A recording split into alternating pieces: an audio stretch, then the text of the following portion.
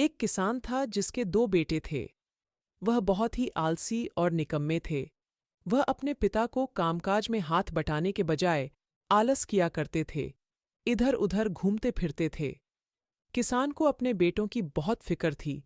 वह सोचते थे कि मेरे मरने के बाद इनका क्या होगा, यह अपना पेट कैसे भरेंगे, अपने परिवार को कैसे संभाल पाएंगे।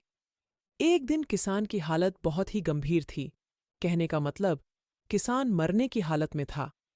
तभी किसान ने अपने दोनों बेटों को बुलाकर उनसे कहा कि हमारे खेत में एक खजाना गढ़ा हुआ है, लेकिन वह किस जगह है उसकी जानकारी मुझे भी नहीं है, लेकिन खोदने बाद तुम्हें वो खजाना मिल जाएगा।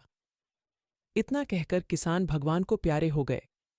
खजाने की खबर सुनकर दोनों बेटों के मन में लालच आ गया और वो दोनों खेत पर चले गए और खेत को खोदने लगे।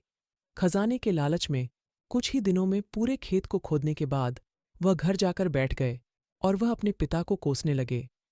इसी तरह कुछ महीने बीत गए और वर्षा ऋतु का आगमन हुआ।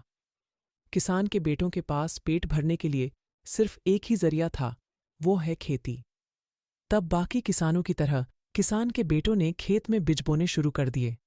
वर्षा का पानी पाकर वह बीज अंकुशित हुए और देखते ही देखते खेत लहराने लगे।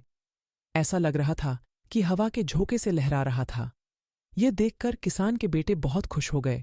उनको समझ आ गया कि परिश्रम ही सच्चा धन होता है, और वो उसी तरह से अपने पिता के शब्दों का मोल भी समझ गए और अपने कामकाज में लग गए।